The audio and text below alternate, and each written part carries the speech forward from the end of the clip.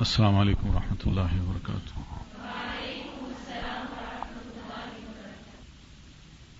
نحمده ونصلي على رسوله الكريم، اما بعد فاعوذ بالله السميع العليم من الشيطان الرجيم، بسم اللہ الرحمن الرحیم۔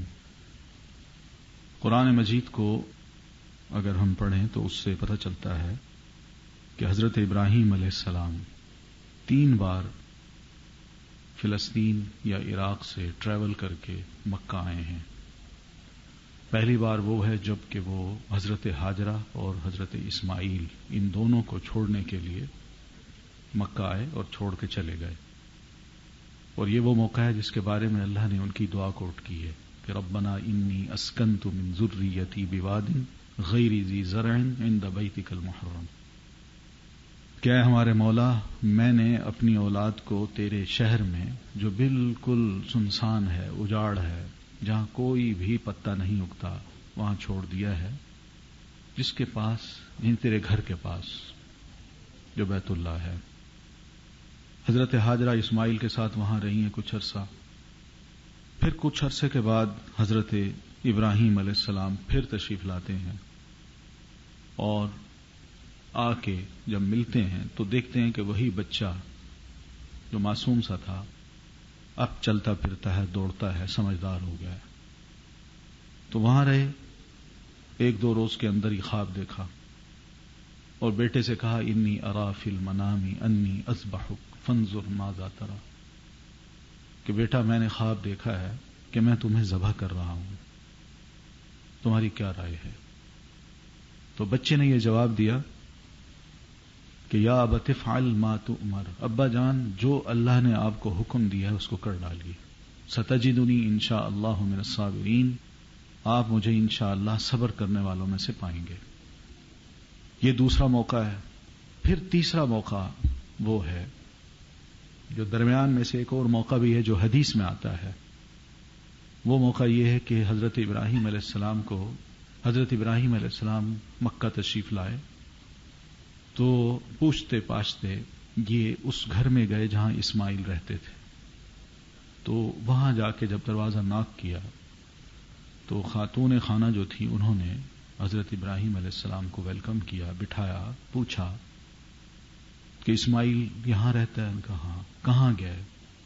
ان کا شکار کے لیے گیا۔ تو پوچھا کیسا ہے وہ؟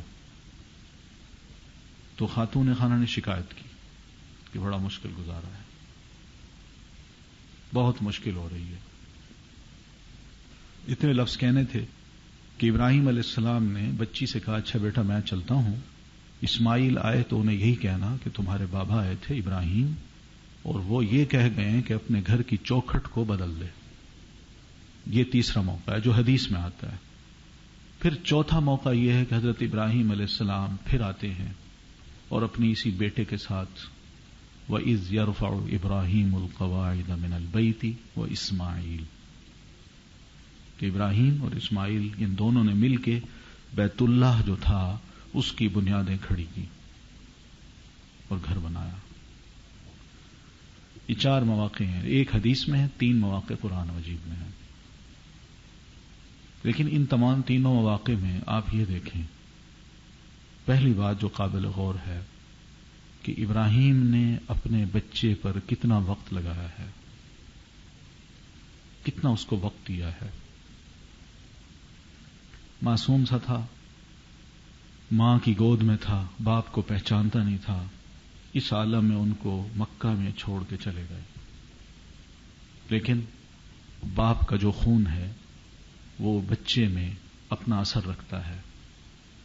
یہ اثر اپنی جگہ جب تک ماں کی صحیح تربیت نہ ہو۔ یہ ماں ہی تھی جس نے اپنے بچے کی اس انداز سے تربیت کی کہ وہ بچہ جب بڑا ہوا ہے تو یہی والد جب آتا ہے اور اپنا خواب بیان کرتا ہے بیٹے کو، بچے کا جواب دیکھیے کیا ہے۔ پہلا انداز تو یہ ہے کہ یا بنیا، میرے بیٹے، انی ارا فی المنام، میں نے خواب دیکھا ہے کہ انی اذبحک، میں تمہیں ذبح کر رہا ہوں، فانظر ماذا تری، تمہاری کیا رائے ہے؟ قابل غور بات یہ ہے کہ اتنے عرصے کے بعد والد ملتا ہے، بچے کے اندر پتہ نہیں کیا کیا حسرتیں ہوں گی کہ میں اپنے والد کو ملوں گا، کوئی لاٹ کروں گا، کچھ باتیں کروں گا. والد آتے ہیں، ایک آدھ دن 2 دن کے اندر یہ خواب ان کو آتا ہے، اور اپنے اسی بچے کو لے کے وہ الگ جاتے ہیں مینا کی طرف، تو راستے میں اس کو یہ خواب کی بات کرتے ہیں. یہاں پر جو اہم بات ہے نوٹ کرنے کی وہ یہ ہے کہ یہ کیا چیز ہے جو بچے سے بلوا رہی ہے، کس نے بچے کو پڑھایا، کس نے سکھایا. کہ بیٹا کہتا ہے یا ابتی. عربی زبان کا اگر آپ کو ذوق ہو تو آپ سوچ نہیں سکتی کہ یا ابتی میں کتنی محبت کا اور پیار کا اظہار ہے. اے ابا جان، یہ الفاظ ہیں بچے کے، اور وہ سنتے ہی جب لفظ سنے ہیں تو یہ کہتے ہیں اے ابا جان. یہ جو الفاظ ہیں یہ بھی قابل غور ہیں کہ بچہ ہے، چھوٹا ہے، آخر اس کو اس قسم کے الفاظ کے استعمال کی اور اس قسم کے انداز کو اپنانے کی کس نے تربیت دی؟ یہ ماں ہی تھی جس نے یہ بات سمجھائی کہ بیٹا اس طرح بات کرتے ہیں، ادب سے، احترام سے اپنے والدین کے ساتھ. یا ابتی، اے ابا جان. بچوں کی اچھی تربیت ہو تو بچوں کی طرف سے اس قسم کا جواب ملتا ہے. انسان اگر والد بننا چاہتا ہے یا ماں بننا چاہتی ہے تو اس کے لیے بڑی ضروری بات ہے کہ ابراہیم علیہ السلام کا جو کردار ہے یا ہاجرہ کا جو کردار ہے وہ ہمیشہ اپنے سامنے رکھے. تو یا ابتی، اے میرے ابا جان، افعل ما تؤمر. جو حکم دیا گیا نا آپ کو اس کو کر ڈالیے. اب یہاں سوال یہ پیدا ہوتا ہے کہ یہ جو بچے نے یہ الفاظ کہے ہیں یہ کس بنیاد پہ کہے ہیں؟ وہ تو والد خواب سنا رہا ہے اور بچہ کہتا ہے آپ کو جو حکم دیا گیا ہے. کیا خواب؟ بچہ یہ نہیں کہتا ابا جان آپ اتنے عرصے کے بعد آئے ہیں، بجائے اس کے کہ آپ میرا حال پوچھتے اور اپنی کچھ سناتے. آپ نے آتے مجھے خواب سنا دیا اور خواب سنانے کے بعد آپ مجھے یہ فرما رہے ہیں کہ میں تمہیں ذبح کرنا چاہتا ہوں. کیسے باپ ہیں آپ؟ کیسی محبت ہے آپ کے دل میں؟ لیکن والد جب یہ کہتے ہیں تو بیٹے کا یہ جواب ہے یا ابتی، اے ابا جان. بات کو مائنڈ نہیں کیا، بڑی خوشی سے اس کو سنا ہے، پسند کیا ہے، محبت کا اظہار کیا ہے، اور پھر یہ کہتے ہیں افعل ما تؤمر، آپ کو جو حکم دیا گیا اس کو کر ڈالیے. اب یہ اس جملے کے پیچھے بھی بڑی گہری تربیت ہے اور وہ ماں کی ہے. ماں نے اپنے بچے کو یہ بات سکھا رکھی تھی کہ بیٹا تمہارا والد کوئی معمولی والد نہیں ہے، یہ اللہ کا رسول ہے، تم رسول کے بیٹے ہو. اور رسول کیا ہوتا ہے، اس کا مقام اور مرتبہ کیا ہے؟ وہ ماں نے سب کچھ بچے کو سکھا دیا تھا. اس لیے دیکھیے کہ خواب ماں کے سامنے بیان نہیں کرتے، علیحدہ لے کے جا کے وہاں بیان کرتے ہیں. اور بیٹے نے جو جواب دیا ہے وہ ماں کی تربیت کا اثر ہے. بیٹا یہ جانتا تھا کہ میرا والد اللہ کا رسول ہے، اور رسول کا جو خواب ہوتا ہے یہ ہم جیسا خواب نہیں ہوتا، یہ اللہ کی طرف سے وحی ہوتی ہے. اور میرے والد کو وحی ہوئی ہے کہ ابراہیم اپنے بیٹے کو میری راہ میں قربان کرو. آپ سوچئے کہ اتنی چھوٹی عمر میں اللہ تعالیٰ نے ماں کی گود سے اس ماحول میں اس بچے کو کتنا گہرا علم دیا ہے کہ عین موقع پر یہ بچہ بول کے کہتا ہے یا ابت افعل ما تؤمر. اور پھر اپنے بارے میں کہتے ہیں ستجدنی انشاءاللہ من الصابرین، آپ مجھے انشاءاللہ صبر کرنے والوں میں سے پائیں گے، میں بے صبری کا مظاہرہ نہیں کروں گا.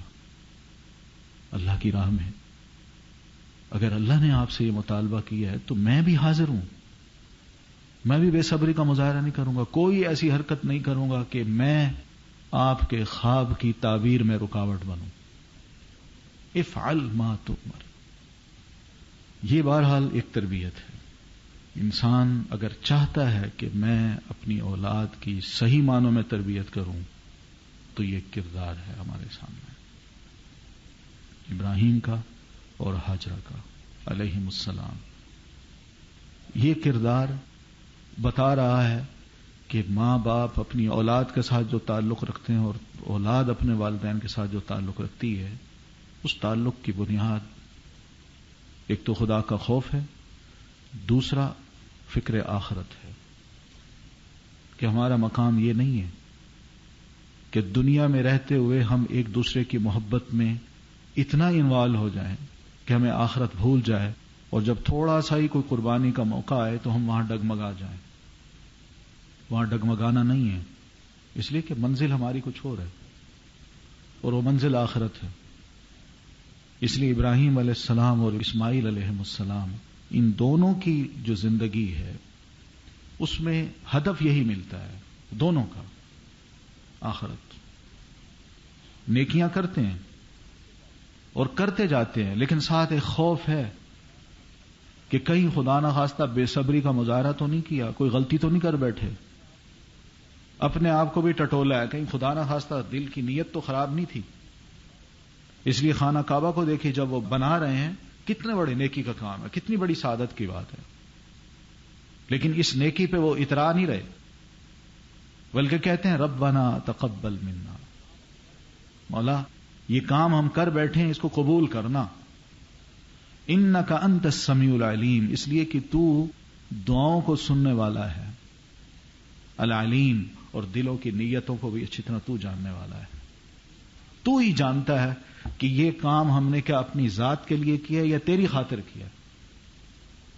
تو مقصد کہنے کا یہ ہے کہ یہ سب کچھ ابراہیم اور اسماعیل، باپ بیٹا، جو دونوں بعد میں حضرت اسماعیل نبی بھی بنے، لیکن ایک ایسے گھرانے سے بچے کی جو تربیت ہوتی ہے اور اس کی اٹھان جس طرح ہوتی ہے وہ قابل غور بات ہے۔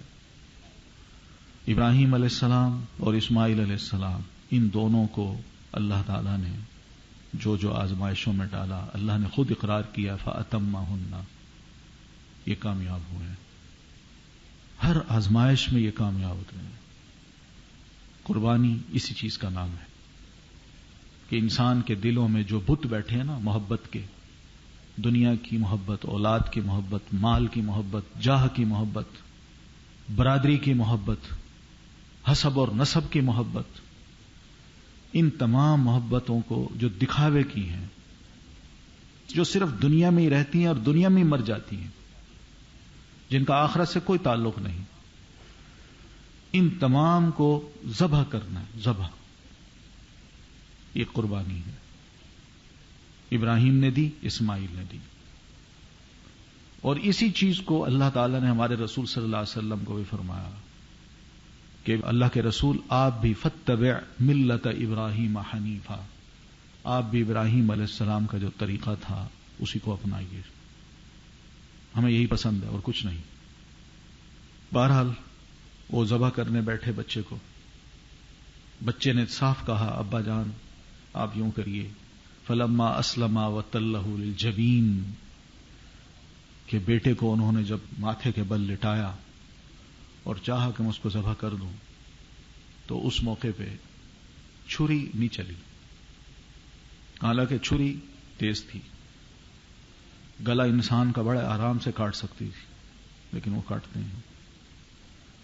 وہ لمحہ بھی سوچیے، دونوں باپ بیٹے کی آنکھوں پہ پٹی بندھی ہوئی ہے، یا بیٹے کی آنکھیں دور ہیں اور باپ نے پٹی باندھی ہوئی ہے کہ کہیں ترس نہ کھا جاؤں، بیٹے کی آنکھوں سے میری آنکھیں نہ ٹکرا جائیں، میں نہ رو پڑوں یا بیٹا نہ رو پڑے۔ یہ منظر آسمان نے دیکھا ہے، فرشتوں نے دیکھا ہے۔ تو بہرحال اس موقع پر بھی سب کچھ جو بھی ہو سکتا تھا انہوں نے کیا، چھری چلائی ہے، نہیں چلی، اور اللہ کہتے ہیں وَفَدَيْنَاهُ بِذِبْحٍ عَظِيمٍ، ہم نے ان کے مقابلے میں ایک اور میڈھا ان کو عطا کر دیا، ذبح عظیم عطا کر دیا، اور وہ میڈھا تھا۔ اب یہ اللہ کی شاید مشیت تھی اور تھی واقعی تھی کہ ان دونوں باپ بیٹا کو دنیا والوں کے لیے ایک مثال بنا دوں کہ دنیا میں انسانوں کی بھیڑ تو ہوتی ہے، لیکن بھیڑ کی میرے ہاں کوئی قدر نہیں، قدر اس شخص کی ہے جو صرف اور صرف اپنی ذات کو میرے لیے وقف کر دیتا ہے، بس اس لیے قرآن مجید میں ابراہیم علیہ السلام کے بارے میں کہا ان ابراہیم کان امتن، ابراہیم علیہ السلام کی اپنی ذات ایک امت تھی، امت کے برابر۔ اس لیے اسلام میں یعنی اللہ تعالی بندوں کو تولتا ہے، سروں کو نہیں گنتا۔ اسلام میں افراد کو تولا جاتا ہے، بس افراد کو گنا نہیں جاتا، کتنے جھمگھٹے ہیں، کتنی بھیڑ ہے ان کے ساتھ، نا جو کام کے لوگ ہیں نا اللہ ان کو جانتا ہے، بس ان کو چنتا ہے، اور ان کی بڑی قیمت ہوتی ہے، بہت بڑی قیمت ہوتی ہے۔ آپ نے قرآن مجید میں پڑھا ہوگا، پڑھ بھی رہی ہیں کہ مختلف قوموں کے اللہ تعالیٰ نے جو حالات بیان کیے ہیں، قوموں کے مقابلے میں ایک فرد واحد ہے اللہ کا رسول، آخر میں اللہ اس کو بچا لیتا ہے اور اس کی ساری قوم کو بالکل کچرا سمجھ کے ختم کر دیتا ہے، اس کی کوئی وقت ہی نہیں، وقت ہے تو اسی انسان کی ہے۔ تو ابراہیم علیہ السلام نے اسماعیل علیہ السلام کو ذبح کرنا چاہا تو چھری نہیں چلی، اللہ کی مشیت اس میں یہ تھی کہ یہ اسماعیل نہیں ہے، ان کا ذبح کرنا کو اتنا، یہ تو ایک آزمائش تھی جس میں ہم نے گزار دیا، اصل بات یہ کہ ہم نے ان کو ذبح کیوں نہیں کروایا، وہ اس لیے نہیں کروایا کہ ہم نے ان کی پشت سے محمد الرسول اللہ صلی اللہ علیہ وسلم کو پیدا کرنا ہے، اور اللہ کے رسول صلی اللہ علیہ وسلم اسماعیل علیہ السلام کی اولاد میں سے ہیں، انہی کے پشت کو آگے چلانا تھا۔ اولاد ابراہیمی جو ہے وہ جہاں اسحاق علیہ السلام کی اولاد سے حضرت یعقوب ہیں اور پھر یعقوب سے آگے سارے بنو اسرائیلی ہیں، اسی طرح ابراہیم علیہ السلام کی اولاد میں جو اسماعیل ہیں ان کی اولاد سے یہ سب بنو اسماعیلی ہیں، سب عرب نسلیں چلائی ہیں اللہ نے۔ کیوں؟ صرف ایک باپ کی بڑی قربانیوں کی وجہ سے۔ ان قربانیوں کا یہی نتیجہ تھا کہ اللہ نے دنیا میں ہی، زندگی میں ہی ابراہیم علیہ السلام کو یہ کہہ دیا تھا کہ انی جاعلک للناس اماما، کہ ابراہیم میں تمہاری ان کامیابیوں کی وجہ سے اتنا خوش ہوں، بار بار میں نے تمہیں آزمایا ہے اور ہر آزمائش پہ تم پورا اترے ہو، میں اتنا خوش ہوں کہ دنیا میں تمہیں یہ ریوارڈ دیتا ہوں کہ انی جاعلک للناس اماما، قیامت تک آنے والے جو لوگ ہیں ان کا امام میں تمہیں بنا رہا ہوں۔ ابراہیم علیہ السلام واقعی امام ہیں، وہ اس اعتبار سے کہ ان کی نسل سے ہی اللہ تعالی نے آئندہ سب نبی اور رسول بھیجے ہیں، جتنے بھی رسول ہیں، عیسیٰ علیہ السلام کو دیکھ لیں، موسیٰ علیہ السلام کو دیکھ لیں، ہمارے رسول صلی اللہ علیہ وسلم کو دیکھ لیں، سب کیا ہیں؟ ابراہیم علیہ السلام کی نسل سے ہیں۔ تو امامت اور سیادت جو ہے وہ حضرت ابراہیم علیہ السلام کو آج تک ملی۔ یہ دنیا کے یہ تین بڑے مذاہب ہیں، کرسچینٹی، جودائزم اور اسلام، تینوں ابراہیم علیہ السلام کا اتنا احترام کرتے ہیں سب۔ تو بہرحال ابراہیم علیہ السلام کا یہ طریقہ جو تھا اللہ کو بہت پسند آیا، اور پھر اسی طریقے کو اللہ تعالیٰ نے آئندہ ان کے جو فالوورز تھے یا مسلمان جو تھے ان میں جاری و ساری کر دیا، مطالبہ کیا کہ تم بھی اس قسم کی قربانی دو۔ اور قرآن مجید میں اللہ نے کہا لِكُلِّ أُمَّةٍ جَعَلْنَا مَنْسَكًا، ہم نے پھر ہر امت کے لیے قربانی کا ایک طریقہ مقرر کر دیا۔ قربانی دیتے تھے لوگ، نبی علیہ السلام کی آمد سے پہلے جتنے بھی اللہ کو ماننے والے تھے، تعلیمات کو ماننے والے تھے، انہوں نے اپنے اندر قربانی کا جو بھی طریقہ اس وقت تھا اس کو جاری و ساری رکھا، اور یہی طریقہ ہماری امت میں بھی اللہ نے رکھا ہے، اور ہم سے بھی مطالبہ کیا ہے کہ تم بھی قربانی دو۔ اور قربانی دیتے وقت سب سے پہلی بات تو یہی کہی کہ دیکھ لینا، یہ قربانی تم دو لیکن یہ مت سمجھنا کہ گوشت اور خون اللہ کو پہنچتے ہیں، نہیں، لن ینال اللہ لحومها ولا دماؤها ولکن ینالہ التقوی منکم، اندر کا جو خدا خوفی ہے نا، تقوی، اللہ کو وہ پہنچتا ہے، خون نہیں پہنچتا، نہ اس کا گوشت پہنچتا ہے۔ لوگ کرتے تھے، خانہ کعبہ کے پاس آ کے ذبح کرتے، اس کا خون جمع کر کے خانہ کعبہ کی دیواروں پہ ملتے تھے، اور جو گوشت ہوتا تھا وہ کچھ وہاں ٹانگ دیتے تھے، اور سمجھتے تھے کہ اس طرح کیا ہے، ہمارا خون، ہماری قربانی اور گوشت یہ سب اللہ کو پہنچ گیا۔ اللہ نے کہا یہ سب دکھاوے کے کام ہے، مجھے یہ نہیں چاہیے کہ لوگ یہ کہیں میں نے اتنے ہزار کا بکرا خریدا، اتنے ہزار کی گائے بیچی، اور فلاں نے اتنے ہزار کا بکرا قربان کیا. نہیں، مجھے کیا چاہیے؟ وَلَٰكِن يَنَالُهُ التَّقْوَىٰ مِنكُمْ، تمہارے دل کے اندر جو خدا خوفی ہے، تقویٰ ہے، وہ چاہیے. پہلی بنیادی بات تو یہی ہے. پھر اس کے بعد دوسری بات یہ ہے کہ جب یہ قربانی ہم نے کرنی ہے تو اس جذبے کے ساتھ کرنی ہے کہ سنت ابراہیمی کو ہم نے زندہ کرنا ہے. یہ جذبہ ہونا چاہیے. تو یہ ایک سمبل کے طور پہ اللہ تعالیٰ نے ہم سے مطالبہ کیا ہے کہ ہم بھی اللہ کی راہ میں اسی جذبے کے ساتھ قربانی پیش کریں. گویا کہ ایک ٹوکن ہے اللہ کی بارگاہ میں، اللہ یہ جو بکرا ہے اس کو میں ذبح تو کر رہا ہوں ایک ٹوکن کے طور پہ، جس کا دوسرا مطلب یہ ہے کہ تیرا یہ مطالبہ ہے کہ میں قربانی کروں. یہ تھوڑی سا ایک ٹوکن ہے. آئندہ زندگی میں کبھی بھی کسی بھی قسم کی قربانی تیرے نام کے لیے مجھے دینی پڑی تو میں حاضر ہوں. نہ صرف میں، میری جان، میری اولاد، میرا پیسہ، سب کچھ حاضر ہو جائے گا. یہ ابراہیم علیہ السلام کی یہ سنت ہے جس کو نبی علیہ السلام نے فرمایا سنت ابیکم ابراہیم، تمہارے بابا ابراہیم علیہ السلام کا یہ طریقہ ہے. اس طریقے پہ جو جذبہ شوق ہم مسلمانوں میں پیدا ہوتا ہے، اللہ کا بڑا فضل و کرم ہے کہ اس کے بڑے بہتر نتائج ہیں. سب سے پہلے تو میں یہ بات کہوں گا کہ ہمارے ہاں شاید ان دنوں میں کوئی آرٹیکلز چھپیں بھی صحیح اور آئیں گے بھی صحیح، کوئی کتابچے بھی آپ کے ہاتھوں میں آئیں گے کہ جی گوشت کا بڑا ضیاع ہے، مسلمان بڑی زیادتی کرتے ہیں. مسلمانوں کو چاہیے کہ بجائے بکرے کاٹنے کے پیسے جو ہے نا وہ غریبوں کے ہاتھوں میں دے دیں. یہ اس قسم کی باتیں کرتے ہیں، لوگ قائل ہو جاتے ہیں ہاں یہ بات صحیح ہے، قربانی کی کیا ضرورت ہے. پہلی بات یہ ہے کہ یہ بات یاد رکھیے، قربانی کرنا ہی ضروری ہے، پیسے دینا ضروری نہیں ہے. حدیث میں آتا ہے نبی علیہ الصلوۃ والتسلیم نے غریبوں کی مدد کے لیے مسلمانوں سے یہ کہا تھا کہ تم ان کو قربانی کا جانور دے دو. آپ چاہتے تو پیسے بھی دلوا سکتے تھے، لیکن وہ عید کا دن تھا تو آپ نے فرمایا تھا کہ تم ان کو قربانی کا جانور دو یا قربانی کر کے اس کا گوشت پہنچا دو. ایک دو واقعات ایسے ہیں حدیث میں ملتے ہیں. پھر اس کے بعد دوسری بات یہ ہے کہ جب یہ قربانی کی جاتی ہے تو ہمارے ہاں کتنے لوگ ہیں، کتنی پرسنٹیج ہے پبلک کی جو روزانہ گوشت کھاتی ہے اور جو سال سال بھر گوشت نہیں کھا پاتی؟ کتنے لوگ ہیں؟ ملک کا اس وقت جو معاشی صورتحال ہے وہ یہی ہے کہ ہمارے ملک کے زیادہ سے زیادہ 7, 8, 10% لوگ ہیں جن کے پاس ایک لگژری لائف ہے. 90% جو لوگ ہیں ان کی لائف ایسی نہیں ہے. کوئی مہینہ میں ایک آدھ دفعہ گوشت کھا سکتے ہیں، کچھ سالوں تک گوشت کا منہ نہیں دیکھ سکتے. بے شمار لوگ ہیں.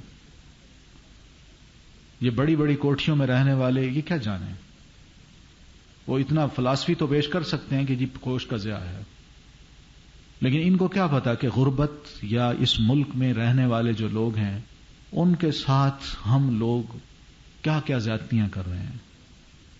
پیسے کی صحیح منصفانہ تقسیم نہیں، اور بھی بہت سی چیزیں جن کی انصاف کے ساتھ تقسیم نہیں ہے ہمارے ہاں. اب رہی صحیح یہ جو باقی دین کی باتیں ہیں، ان کے بارے میں اس قدر فلسفیانہ باتیں کر کے لوگوں کو کہا جائے کہ یہ گوشت کا ضیاع ہے، یہ تو غریب سے دشمنی ہے.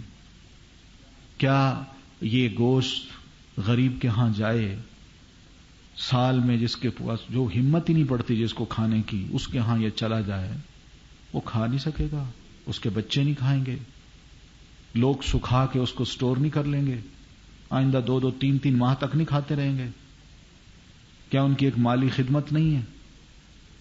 کتنے لوگ ہیں؟ اس کے مقابلے میں ہم نے کبھی سوچا کہ ہم چھوٹی سی دعوت پہ 5 اسٹار ہوٹل پہ لوگوں کو بلوا لیتے ہیں اور وہاں ان کو گوشت پتہ نہیں کیا کیا مینیو ہوتا ہے کھلاتے ہیں جو بالکل بے مقصد ہے، صرف اپنی ناموری، اپنے دوستی کا ایک حلقہ بنانا. وہاں گوشت کا ضیاع نہیں ہوتا، اور پھر کھاتا کون ہے؟ کیا غریبوں کو ہم بلاتے ہیں؟ ان لوگوں کو بلاتے ہیں جو ہماری ہی سٹیٹس کے لوگ ہوں. انہیں کو ہم کہتے ہیں کہ آئیے.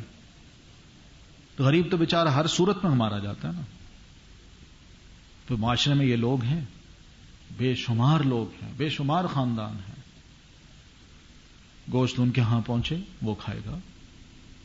پھر اس کے بعد دوسرا اس کا فائدہ یہ بھی ہے کہ جب یہ ذبح ہوتا ہے تو کتنے قصاب ہیں جو بڑی مشکل سے اپنا گزارا کرتے ہیں، ان کو ان دنوں روزگار مل جاتا ہے.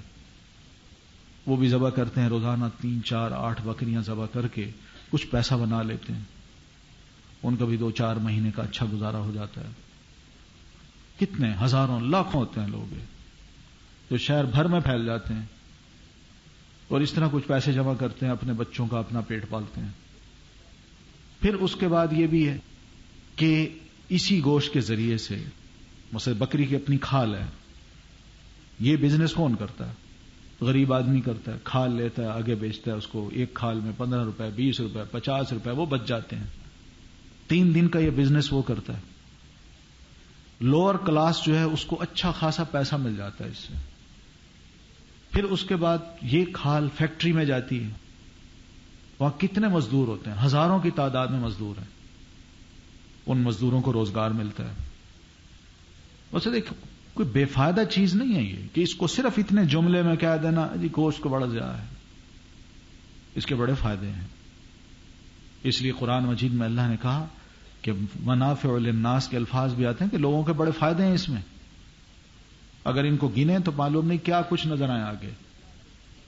لیکن یہ جملہ جو کہا جاتا ہے یا اس موقع پر آرٹیکل شائع ہوتے ہیں اور ہمارا سمجھدار پڑھا لکھا نوجوان جو بالکل دین کی بنیادی باتوں سے بے بہرا ہے، وہ ان باتوں کو سنتے کہتے ہیں ہاں بالکل یہ بات صحیح ہے، قربانی ضرورت نہیں ہے، ہم اس کی وجہ پیسے جو ہیں وہ غریبوں کو دے دیں یا ادھر ادھر بھجوا دیں یا فلاں فنڈز میں جمع کرا دیں. جبکہ میں آپ کو عرض کر چکا ہوں، حدیث میں آتا ہے کہ منسک قربانی کے جانور، اس کا طریقہ جو دین نے سکھایا ہے، یہ ایک اور بڑی دلیل ہے.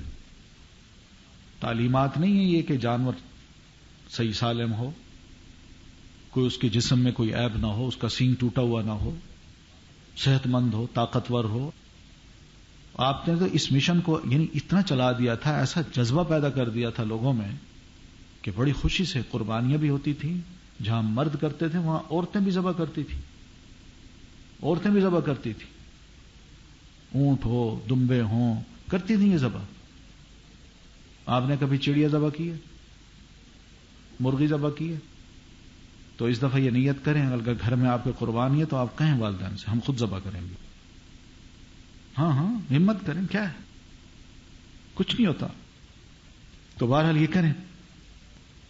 تو اس میں بہرحال میں کہنا یہ چاہ رہا ہوں کہ اس قسم کی باتیں آپ اخبارات میں پڑھیں گی تو یہ طریقہ درست نہیں ہے کہ ایک اسلامی ملک میں ایسی باتیں کی جائیں. اس کے پیچھے بہت کچھ ہے، بڑے اچھے جذبے ہیں. اللہ تعالی ہم مسلمانوں کو بھی اس قسم کا بنانا چاہتا ہے. ہم بھی اسی جذبے کے ساتھ آگے بڑھیں، یہ کام کریں. تھوڑا سا ایک جذبہ ظاہر ہو جاتا ہے تو انسان آگے بڑھنے کی کوشش کرتا ہے. وہ سوچتا ہے اچھا یہ ایک پہلا سٹیپ ہے تو اب دوسرا اس سے بڑا سٹیپ اٹھاؤں، تیسرا اس سے بڑا اٹھاؤں، چوتھا اس سے بڑا اٹھاؤں. یاد رکھیے ہماری زندگی نام ہی قربانیوں کا ہے. ہر قوم قربانی دیتی ہے، ہر قوم. لیکن ان کی قربانیاں اپنی قوم کے لیے ہوتی ہیں، اپنے وطن کے لیے ہوتی ہیں، اپنی برادری کے لیے، اپنے علاقے کے لیے. ہماری قربانیاں ان تمام سے بالا تر ہیں اللہ کے لیے. آپ وقت کی قربانی دے رہی ہیں، اپنی صلاحیتوں کو لگا رہے ہیں اس طرف، اور والدین آپ کی قربانی دے رہے ہیں. یہ معمولی بات نہیں ہے، یہ بھی اللہ کے ہاں بہت بڑا اجر رکھتی ہیں یہ چیزیں. اس لیے دین کے کام کو ہر اعتبار سے ہمیں اہمیت دینی چاہیے، ہر اعتبار سے. کیونکہ بعض ایسے کام ہوتے ہیں جن کا ریوارڈ دنیا میں مل جاتا ہے، لیکن وہ ریوارڈ ضروری نہیں ہے کہ ہمارے لیے مفید ہو. لیکن آخرت کا جو ریوارڈ ہے وہ واقعی اس نیت سے ملتا ہے کہ جبکہ آدمی یہ ہر وقت قربانی کا جذبہ اپنے اندر رکھے. آپ نے پڑھا ہے پہلے پارے میں کہ اہل ایمان متقی وہ لوگ ہیں یؤمنون بالغیب ویقیمون الصلاۃ ومما رزقناہم ینفقون، کہ جو کچھ ہم نے ان کو رزق دیا ہے اس کو بھی وہ اللہ کی راہ میں خرچ کرتے ہیں. یہ رزق کیا ہے؟ رزق کا مطلب صرف پیسہ نہیں ہے. رزق کا مطلب آپ کی جو صلاحیت ہے، آپ کے پاس جو صلاحیت ہے اس کو بھی اللہ کی راہ میں خرچ کیجیے، لگائیے. یہ مطالبہ ہے دین کا، شروع میں ہی مطالبہ ہے. باصلاحیت لوگ آگے آنے چاہیے. اسلام کو ضرورت ہے باصلاحیت لوگوں کی، انٹلیکچوئلز کی. وہ آئیں گے، کام کریں گے تو یہ دین پھیلے گا، دوسروں کی سمجھ میں آئے گا. اگر بالکل یہ نہیں، وہ لوگ جو معاشرے میں کوئی کردار نہیں ادا کر سکتے، جو نابینا ہیں، اندھے ہیں، ڈل ہیں، لولے ہیں، لنگڑے ہیں، ہم ان کو بنا دیں حافظ صاحب، اور جو صحیح ستھرے لوگ ہیں، صاف ستھرے، ان کو اور طرف لگا دیں، تو دین کے لیے کس کی صلاحیتیں وقف ہوگی؟ تو مما رزقناہم ينفقون کا ایک مطلب یہ ہے جہاں پیسہ آپ خرچ کرتے ہیں وہاں صلاحیت کو بھی اللہ کی دین سمجھیے. اللہ کہتے ہیں مما رزقنا، ہم جو رزق دیتے ہیں ان کو ہم. تو اللہ نے ہمیں پیسہ بھی دیا، صلاحیت بھی دی. تو جہاں پیسہ ہم لگاتے ہیں وہاں ہم ضرور اپنی صلاحیت کو بھی وقف کریں، اور اس صلاحیت میں بھی پوری دیانتداری ہو، پوری کوشش ہو، یعنی ایکیوریسی ہو اس میں. یہ دھیان کیجیے. یہ نہ ہو کہ بس جھاڑو دے دیا اور گھر کے باہر کا گند پھینک دیا، میرا گھر تو صاف ہے. نہ، پوری طرح اچھی طرح اپنے آپ کو وقف کرنا ہے، سوچنا ہے. اس لیے کہ قرآن مجید میں اللہ نے کہا کہ ہر بندہ کوشش کرتا ہے وَأَنَّ سَعْيَهُ سَوْفَ يُرَى، ہم اس کی سعی کو بھی دیکھیں گے، اس کی دیکھی جائے گی، چیک کی جائے گی کہ اس کی یہ کوشش کس کے لیے ہے، کتنی ہے، کتنا اس نے اپنے آپ کو لگایا اس میں. سوف یرا، یہ لفظ ہیں ڈرانے والے ہیں. تو پھر تیسری بات جو رزقناہم ينفقون سے پتہ چلتی ہے وہ ہمارا وقت ہے. وقت بھی اللہ کی بڑی دین ہے. یہ جو زندگی اللہ نے ہمیں دے رکھی ہے یہ صرف ایک بار ملے گی، دوبارہ نہیں ملنی. اور اس کو بھی غنیمت سمجھ کے انسان اس کے وقت کا صحیح استعمال کرے، لگا دے اس کو اس طرف. اس لیے کہ وقت کے بارے میں بھی حدیث میں آتا ہے، ہم پوچھیں گے تم نے اپنی جوانی کیسے خرچ کی، ہم نے تمہیں اتنا وقت دیا، کیسا اس کا صرف کیا تم نے. یہ بھی قربانیاں ہیں. ہم اگر 16 گھنٹے 18 گھنٹے کام کرتے ہیں، یقین مانیے چلیں 16 گھنٹے اپنی ذات کے لیے کر لیں اور 2 گھنٹے دین کے لیے کریں، تب بھی یہ دین بڑی تیزی سے آگے پھیل سکتا ہے. لیکن مسئلہ یہ ہے کہ ہمارے پاس ہر چیز کے لیے وقت ہے، ہر کام کے لیے وقت ہے، حتیٰ کہ اپنا وقت ضائع کرنے کے لیے بھی ہمارے پاس وقت ہے. لیکن اگر وقت نہیں ہے تو اس کے لیے نہیں ہے. تو مما رزقناہم میں بھی قربانیوں کا مطالبہ ہے. تو بہرحال یہ عید الاضحیٰ جو آ رہی ہے، اس مناسبت سے یہ چند ایک باتیں تھیں جو میں نے آپ سے عرض کی ہیں. تو انشاءاللہ کوئی سوال اگر ہوں آپ کے ذہن میں قربانی سے متعلق یا عید جو آ رہی ہے اس سے متعلق، تو پھر میں کسی وقت حاضر ہوں گا، اس وقت انشاءاللہ آپ کو میں جواب دے دوں گا. یہیں تک اتفاق کرتے ہیں. اقول قولی ھذا واستغفر اللہ لی ولکم ولسائر المسلمین برحمتک یا ارحم الراحمین. السلام علیکم ورحمۃ اللہ.